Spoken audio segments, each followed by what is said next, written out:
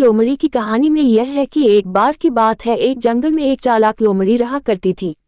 गर्मियों के दिन थे और वह भूख से परेशान होकर जंगल में भटक रही थी। बहुत देर जंगल में भटकने के बाद लोमड़ी को एक खरगोश मिला, लेकिन खरगोश मिलने के बाद लोमड़ी ने खरगोश को खाने की बजाय उसे छोड़ दिया, क्योंकि वह इतना छोटा था कि उसे खाने से लोमड़ी का पेट कहाँ भरने वाला था।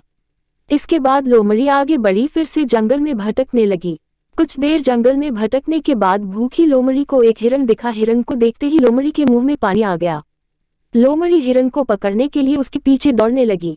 लोमड़ी ने अपनी पूरी ताकत से हिरन का पीछा किया, पर हिरन लोमड़ी की पकड़ में नहीं आया। अब लोमड़ी खाने की तलाश में बहुत ही थक चुकी थी।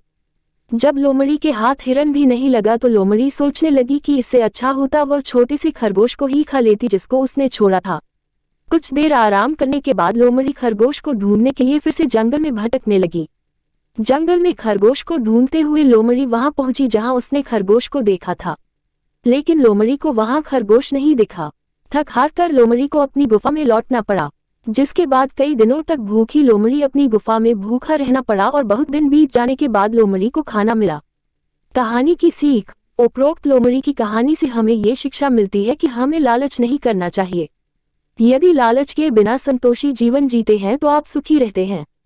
हिंदी में लालच के प्रसिद्ध मुहावरा भी है कि